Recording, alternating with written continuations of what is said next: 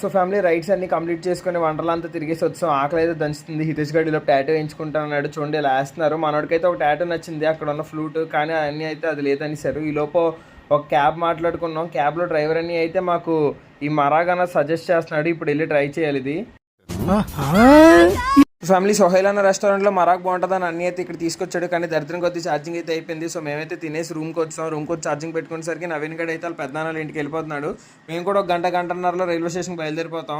బయటకు వచ్చి ఒక ఆటో అంకుల్ అయితే ఆపాం ఫ్యామిలీ. అతనికి అయితే ఊబర్ ఆటో 100 రూపాయలు ఉంది, మీరు ఎంతకు తీసుకెళ్తారంటే 200 అన్నారు. అదేంటంటే ఆటోలో బెలూన్ ఉన్నాయి కదా, ఆ మాత్రం ఛార్జ్ అవుతుంది, మేము రాకుమారులో తీసుకెళ్తా ఉన్నాడు. మా వాడు అవసరం లేదు, నేను ఆల్రెడీ రాజు అని ర్యాపిడ్ బుక్ చేసుకున్నాడు. ముందు బ్యాగ్ ఇట్టాడు, వెనకాల కూర్చున్నాడు, ఒళ్ళోనేమో లగేజ్ పెట్టుకున్నాడు. మనకి ఇన్నాళ్ళు కంటెంట్ ఇచ్చిన ఈ కంటెంట్ నవీన్ మనం మళ్ళీ కాల్ స్టార్ట్ అయ్యి కలుస్తాం ఫ్యామిలీ. Bye bye Naveen.